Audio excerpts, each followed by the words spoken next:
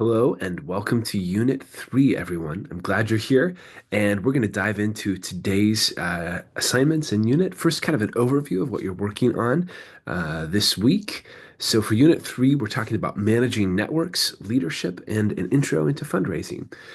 The readings that are due for this week, and be sure to double check the syllabus here and kind of pay attention to this because they've changed. So an email went out a couple weeks ago letting you know that the readings for Unit 3 have adjusted. I wanted to make sure that things were manageable and that you had a chance to really get the readings without feeling like you have to rush too much. There's still a lot of reading every week because we've got everything split up into week or unit chunks rather than having like 3 days that we're meeting in the week and having three assigned sets of readings. So there is still a lot, but I think that this week's assignments will be a little bit more manageable, which was my hope. So for readings, you have the Crutchfield and Grant book, chapters 5 through 7, the Bray book, chapters 1 through 3, and then reading for the graduate level students only, chapters 6, 7, and 8 of Powell and Bromley. And I want to give another kind of caution here. I think I mentioned this at the beginning of the class for reading, especially for graduate students, but also for some of you who are in undergrad as well. These readings are meant to give you an overview of a lot of content that we are needing to cover to really get a full picture of what the nonprofit industry is like in relation to philanthropy. I mean, we're covering a broad set of topics related back to management, philanthropy, and development. That's a lot. And so we have a lot of readings, and I don't expect you to be able to recite back or memorize all the readings every time. What I'm really hoping is that you'll read what you can, as much as you can, and more than anything, that you'll get some big, important takeaways from your readings, some things that stick with you, and that you'll have a clear kind of sketch of the industry that we can continue to fill in through our discussions, through assignments, through video lectures, that kind of thing. So if you're feeling overwhelmed by the reading, please reach out to me and I can talk with you some more about how to read this content. But again, I'd encourage you to read in such a way that you're able to pick something out that's applicable to you and to what you're interested in terms of nonprofit and philanthropy work. Okay. Your In addition to the readings, you've got assignments like watch the lecture, what you're doing, watch the group presentation, which should be up for this week, and you'll have a discussion board post, a reading quiz, and then Group Three's presentation for Unit 4 coming up is due this week too. All right, reach out if you have any questions, but otherwise, let's go ahead and dive into the conversation for this week. So. Again, we're looking at managing networks, leadership, and intro into fundraising. We're not going to cover all the details or minutia in this lecture, but we're going to cover a couple of things that stood out to me and that I wanted to pull out into our discussion because I think they're particularly important. And this will go back and forth between the Crutchfield and Grant book and then the Bray book as well. I'm pulling a little bit from each. All right, so when we for me, as I'm reading this text, I think one of the most revolutionary ideas here is this thought of there's a quote at the beginning of the Crutchfield and Grant chapter. I think it's chapter 5 on networks and managing networks. And the quote is, "We have a philosophy of sharing to the point of giving it away." This is the chief financial officer of the Exploratorium, which is actually located in the San Francisco Bay Area, which is where my wife, our little 1.5-year-old, and our dog and we live here in the Bay Area. So it was fun to see that. I've wanted to go to the Exploratorium. I haven't had a chance yet. But teaching this class again is making me really want to put it on my list of things to see. Um, But this idea of sharing to the point of giving it away, whether that's intellectual property, funding, opportunities, contact lists, the whole thing is on the table when it comes to this. The basic premise of this book, of this chapter in the book particularly, is moving away um, from a competitive, business-oriented mindset in the nonprofit realm and moving to a network mindset. And the authors, Crutchfield and Grant, are saying that this mindset, a network mindset, is a commonality that between these 12 highly effective nonprofit organizations. It's something they all have in some way or another, and it's what sets them apart. This idea of collaboration, of networking, of taking care of a sector, not just an organization, having a sense of responsibility for everyone doing well, and kind of a rising tide lifts all the boats, sort of thing.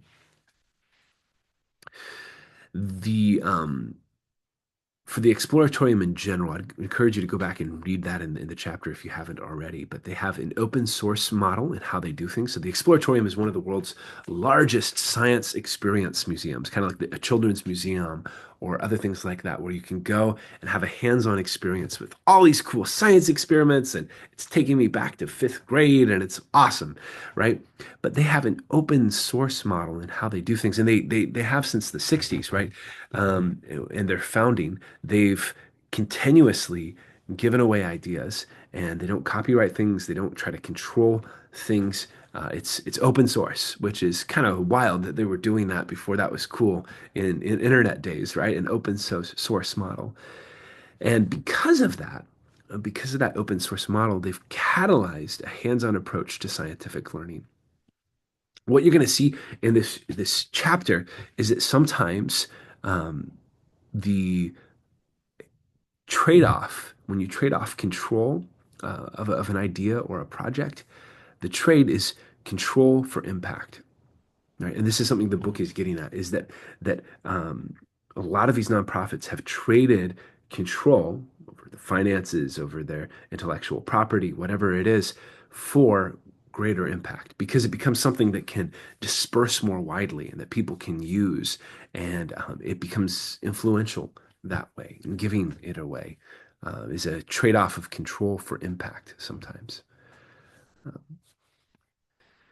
So some of the things that we notice here in an open source model and a networking model is that these organizations that have a network mindset are working with close collaborations with other organizations in their sector, organizations that would usually, like in a business world, might be termed direct competitors, right? And they're also working through those organizations, not just working with, but empowering them. And you see that a lot in some of these interesting partnerships. Networking mindset involves sharing funding, right? Expertise, leadership, power, and credit for the wins, right? When you are doing something in a team and a collaboration, you share not only the hard things or the finances, but you also share when things go right. You get to share the credit as well, which can be challenging, right?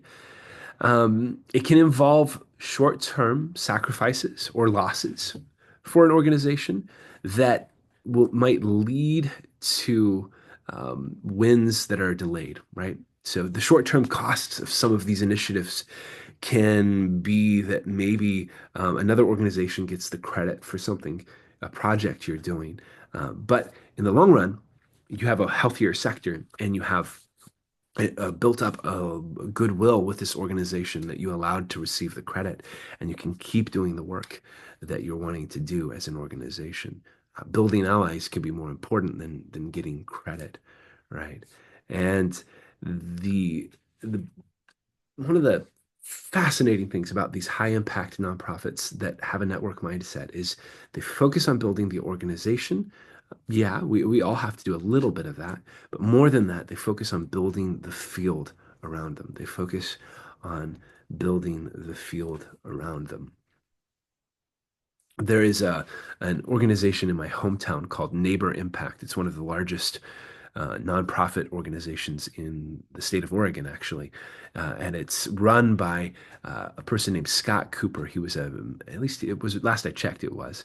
He was a mentor of mine, a friend of mine. I really respect him and appreciate him. Uh, I have relatives that have worked really closely with him and been part of his board of directors for Neighbor Impact. And what I'm so impressed by the work they do is they have this mindset of being a network sort of organization. They work really closely with government organizations, with local schools, with housing developers. Their reach is enormous. It really focuses in on education, on housing, on food assistance, direct kind of poverty level assistance and on building relationships across the community. They really intentionally try to get leaders on their board from other nonprofit organizations, for-profit organizations, religious organizations, and it's impressive to see they're building the field consistently, even if it means contracting work out or giving credit to other organizations. Neighbor impact, in a lot of ways, is fairly invisible in the local community. It's primarily based in Central Oregon. And there's not a lot of flashy signs that say, this project brought to you by Neighbor Impact or something like that. So often it's behind the scenes.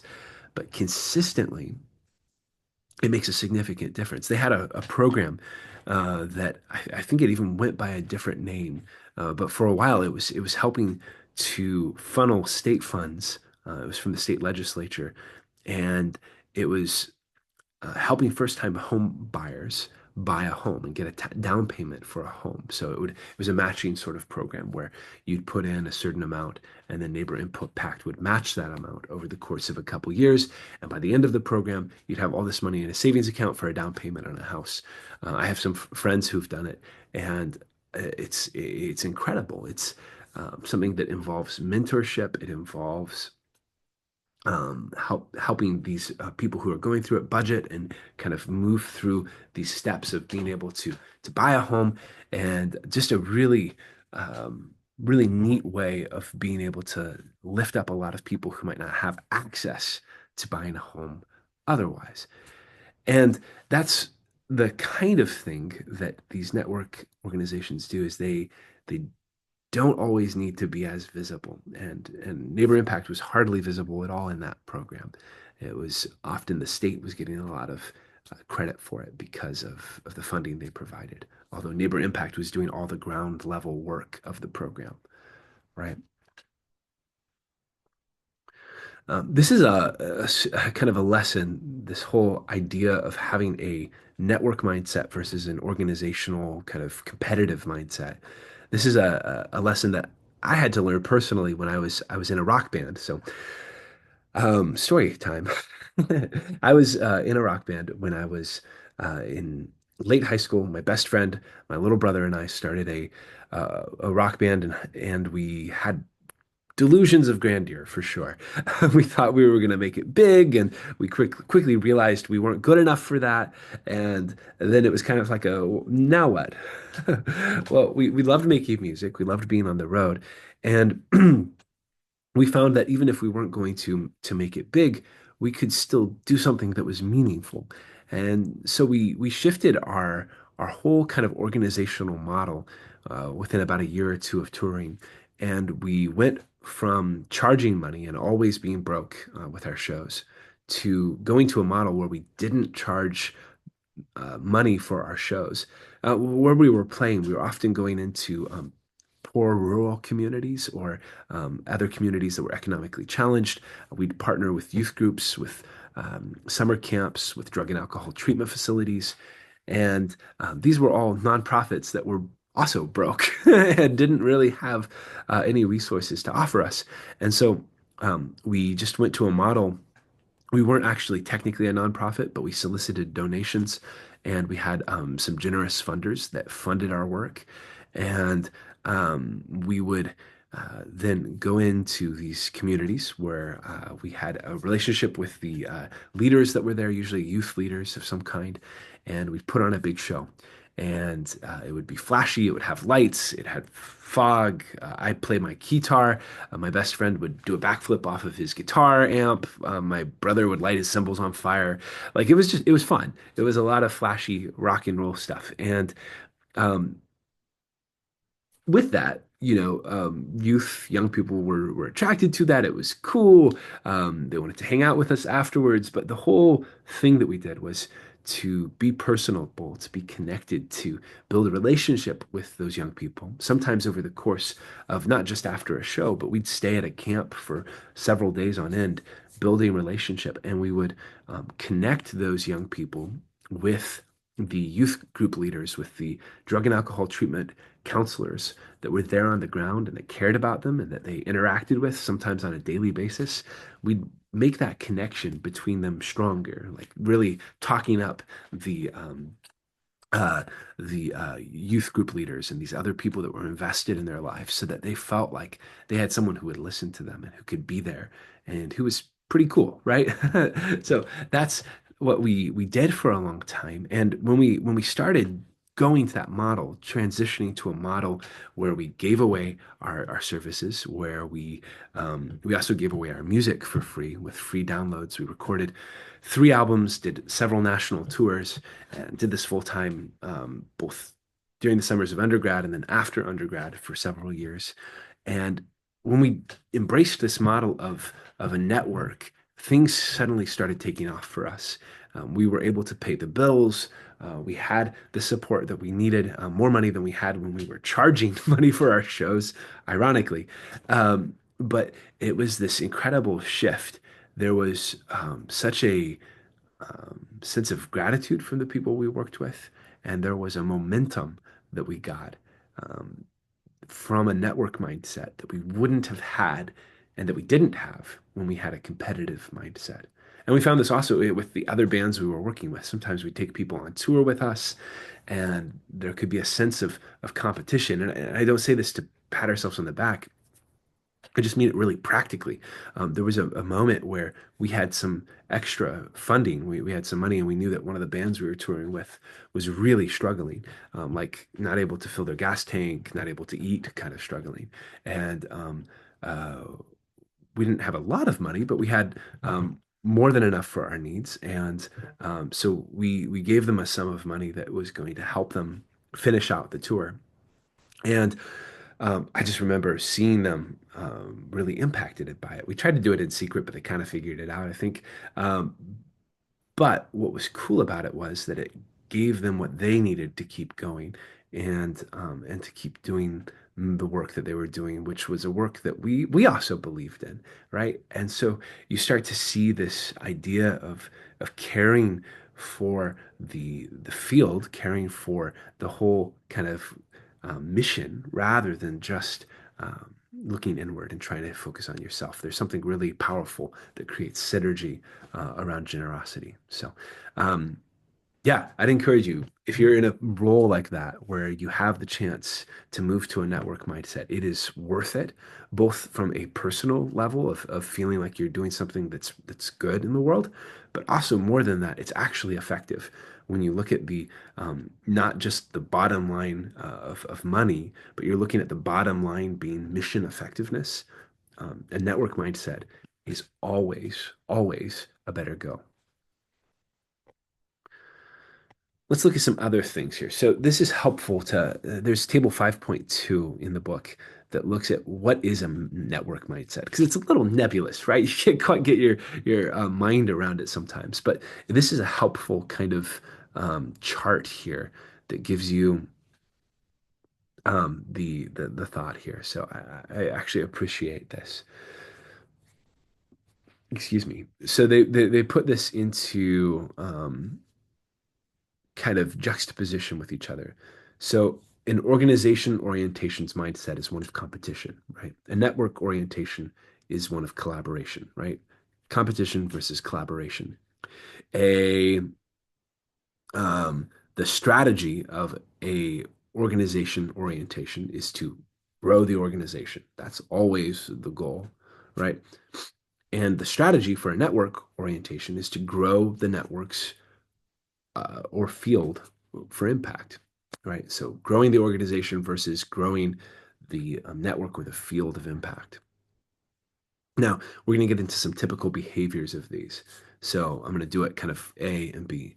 Um, Organization competes for scarce resources. Network grows funding pie for all. Organization protects knowledge. Network shares knowledge. Organization develops competitive advantage.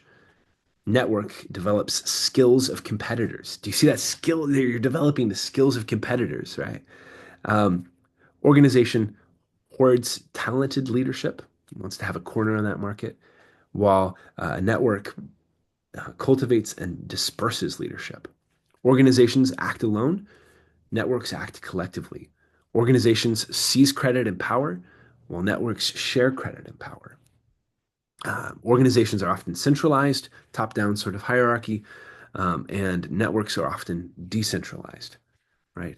So you start to see these different kinds of behaviors. That table is really, really helpful. The four big takeaways that the authors um, kind of grabbed out on how to nurture a nonprofit network are interesting. So I'm going to touch on them briefly. They are to grow the pie, right? First, grow the pie. So share funder lists with each other, co-brand projects. We did this recently with the organization where I'm the director of marketing and communication. We paid for a big advertising initiative, and normally it was a really big advertising initiative, and it was one of the biggest ones we'd done in our history. And we did something a little bold and maybe a little reckless. We went and we invited some other collaborating organizations to be a part of it. And we didn't make them pay for it. We covered the whole bill, and we let them get their name out there for free. We collaborated. Um, but what we did was we built a lot of goodwill with those other kind of related organizations. And we also branded ourselves as a leader in this space. Um, we designed the ads. We tried to be as generous in them as possible, but it was our tone, and we were able to show this collaborative, united front that was really powerful and communicated an important message, right? But grow the pie, co-brand projects, share resources and marketing, right?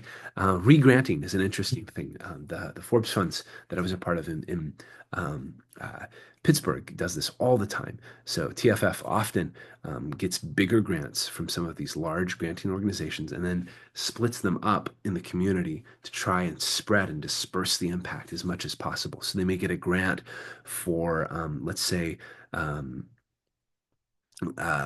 addressing a particular issue. Maybe it's homelessness or houselessness or after school lunches or something like that. And they'll take this grant. It might be $5 million, and then they might spread it between 10 organizations for $500,000 each to do a targeted sort of impact where money is going to the place it's going to be most effective, right? Um, in growing the pie, you have to be careful to fight a competition mindset. This is the difference between nonprofits and businesses. I get frustrated sometimes when I see there are some trends sometimes to view nonprofits just as businesses that can kind of be the same thing, but they do good in the world, something like that. I don't know. It's a vague kind of thing, but you see this in things like Sam Bankman-Fried's FTX and the nonprofit wing of FTX. It's a for those of you who aren't familiar, it was a cryptocurrency trading firm that also had a nonprofit arm. I think it was Alameda Research, something like that. And the two organizations had a lot of financial impropriety between the two. You have this for-profit organization and this nonprofit organization, and there was a lot of unhealthy back and forth of finances. That's a lot of why Sam Bankman-Fried found himself in jail, and a lot of his associates because they were doing illicit sort of things. They were using it under as a front in some ways, the nonprofit.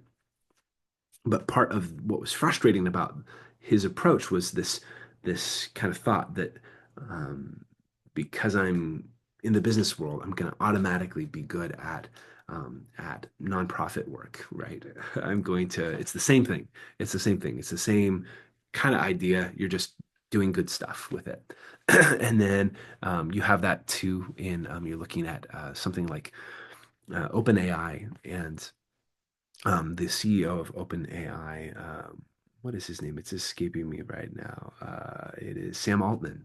OpenAI was originally structured as a nonprofit with this for-profit making arm, but Sam Altman's been able to kind of flip the tables and take control of the organization. And the rumor is that he's taking it public over the next few months, making it into a for-profit company instead of a nonprofit, which I find issues with because you're starting to see this here in our conversation about a network mindset.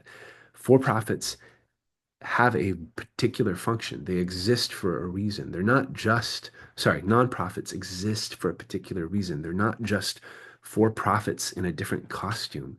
They're a different thing altogether, and they should be. They have a mindset and a purpose that runs counter to a lot of businesses, right? The goal isn't the bottom line isn't economic. It's not money. It is impact. And over again, it's making trades to achieve that impact that you're wanting. So, yeah, it's just different. Other ways that make it different, back to our four kind of nurturing habits of a nonprofit network, is to share knowledge, right? Through publications, through round tables, through conferences, through free consulting, right? These are ways that you increase a network. Is when you've got knowledge, when you've got something that works, you don't just hoard it, you share it, right? Develop leadership. This is an interesting one, and I think it's really important. Um, when you have someone who's talented, I know this in my role, I don't want to let them go. I want to keep them at my organization. But the thing is, being an organization that can train people up with skills and then send them out where they're needed most, that's a huge impact. The book mentions Teach for America and their 12,000 alumni, where they've seeded a movement with dozens, if not hundreds of organizations where they all have these loose ties back to Teach for America, but a strong identification with Teach for America's values, right? And that's what you get when you disperse leadership out. The fourth one is to work in coalitions. So organizing much larger coalitions than just one organization so that you can in turn change public behavior, impact policy decisions, access resources that would have been beyond any one of those organizations. Those are all doors that open when you work in coalitions together.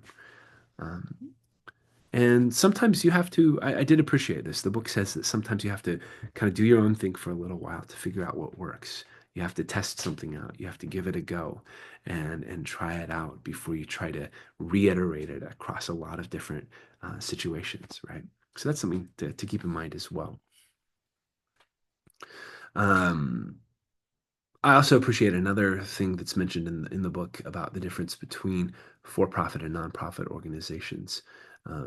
They mentioned the book, The Starfish and the Spider, um, and the the book has like compares two different models, like a traditional centralized model, often in businesses, right? Which they think of as a spider, right? You've got a lot of legs that can do a lot of things, but if you cut off the head, it's dead, right? Whereas an ideal nonprofit model is more dispersed than that. It's more like a starfish, where if you cut off an arm of a starfish, it'll just grow another one, right? And they disrupt things. They're resilient and they rely on a network and a community of memory, not just an individual person or a kind of hierarchical structure. Hmm. And as we're looking at that kind of things, we're trying to make adaptions. I found that chapter 6 has a helpful thing in the Crutchfield and Grant book, the cycle of adaptation, which involves listening to the environment, experiment and innovate, evaluate and learn what works, modify programs and plans. All really, really helpful items. Moving away slightly from the Crutchfield and Grant book, I think it was interesting to be talking a little bit about how to fundraise in this context. So, as we started the book by Bray, I hope you're enjoying it. Not too much content this week, but it's giving you a basic understanding of some of what goes into fundraising. I do appreciate how it's giving an overview that can be used kind of in conjunction with the other texts we're reading. Um, the conversation on fundraising tools was really interesting to me, especially in light of this networking chapter. But they identified some of the key people that are involved in fundraising, and I thought it was just really, really interesting. In the role that I'm in now as a director of marketing and communication, I'm often indirectly involved in fundraising. I'm helping to create some of our messaging around fundraising, creating emails or campaigns that help to bring in funding. I've been a part of organizations where it's been difficult to fill the role of a development director, kind of the person who's often in charge of owning the fundraising strategy, uh, often along really closely with the CEO or the leader of the organization. And it's challenging when someone's not in that role. Uh, in really small organizations, you may not have a role like that, and that often will then fall on the executive director, the CEO type person. But it's also important to remember that your board of trustees plays an important role in the fundraising aspect. So there's often, not always, but often the board of trustees, there's an expectation that they would donate financially when you're doing big drives because they're kind of at the front lines, right? They should be leading by example. And if they're not donating finances, they should be involved in kind of spreading the word and having ownership and buy-in to the mission of the organization. An advisory council can also serve in that role. They just have less kind of legal duties than the board of trustees might. You can have other development staff or paid staff that are in non-development roles, like my role in marketing and communication, um, consultants, kind of other pieces like that. There's a lot of people that go into stewarding an organization's mission and telling that story to potential funders, right?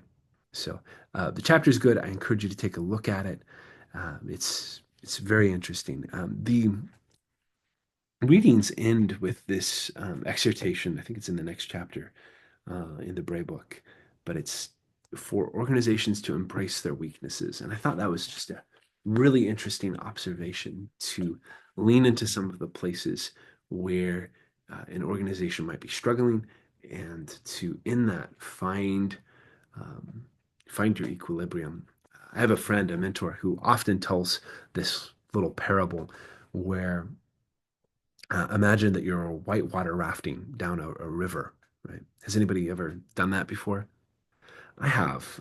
I did it in January, actually, a few years ago, and it was the dumbest thing I've ever done. It was like a ice cold river in the middle of January, and I let my little sister convince me into it because she's way more hardcore than I am, and it was a mistake.